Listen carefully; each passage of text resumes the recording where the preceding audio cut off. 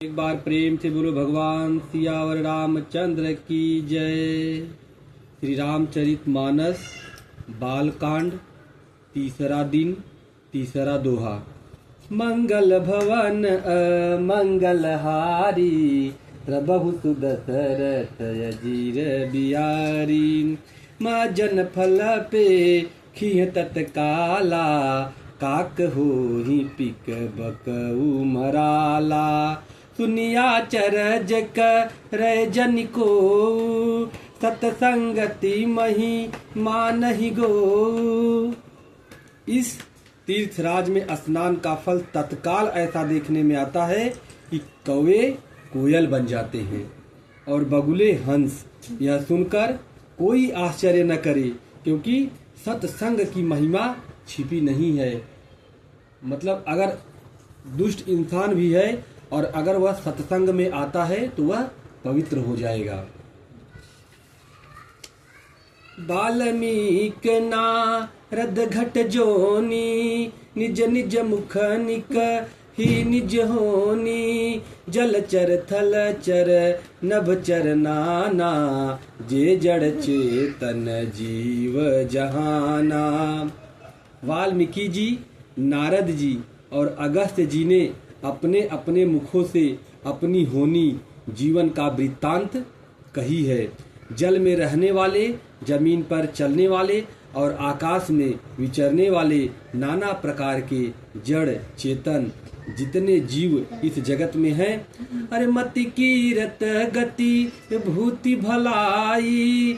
जब जेहि जगत न जहाँ जेहि पाई, सो जानब सत संग प्रभाऊ। लोक कहूँ वेदन आन उपाऊ।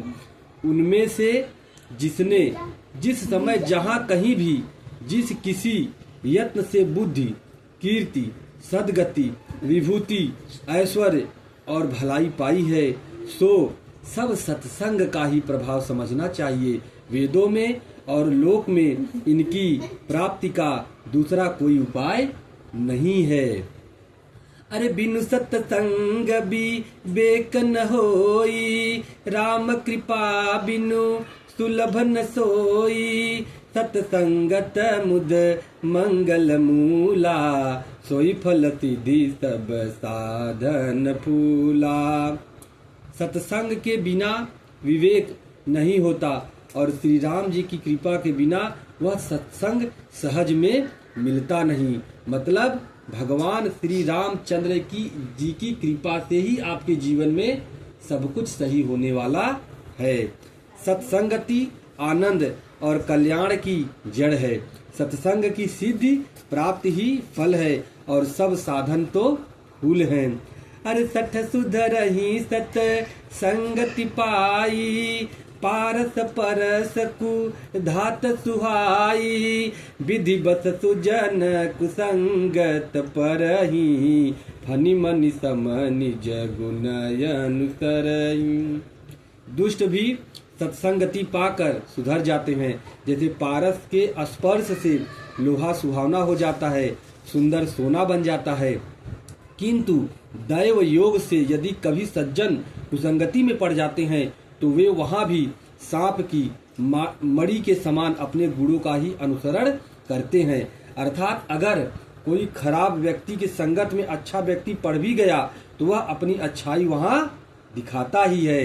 अर्थात जिस प्रकार सांप का संसर्ग पाकर भी मणि उसके विष को ग्रहण नहीं करती तथा अपने सहज गुण प्रकाश को नहीं छोड़ती, उसी प्रकार साधु पुरुष दुष्टों के संग में रहकर भी दूसरों को प्रकाश ही देते हैं। दुष्टों का उन पर कोई प्रभाव नहीं पड़ता।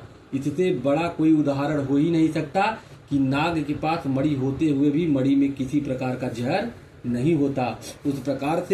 इसी प्रकार से अगर कोई साधु संत अगर किसी दुष्ट प्रवृत्ति के संग में आ भी जाते हैं तो उन पर उनका प्रभाव नहीं पड़ता, बल्कि उन साधु जन का प्रभाव उन दुष्टों पर पड़ जाता है और वो सुधर जाते हैं।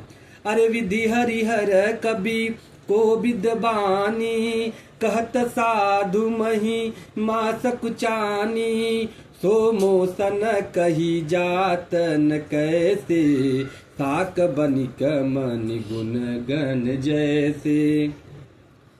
ब्रह्मा, विष्णु, शिव, कवि और पंडितों की वाणी तो संत महिमा का वर्णन करने में सकुचाती है, वह मुझसे किस प्रकार नहीं कही जाती, जैसे साग तरकारी बेचने वाले से मड़ियों के गुण समूह नहीं कहे जा सकते।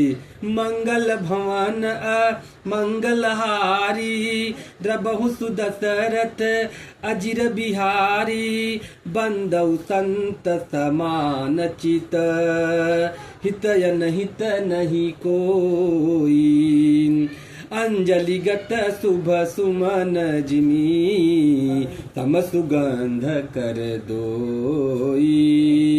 मंगल भवन मंगलहारी, द्रबहु सुदशरथ अजिर बिहारी।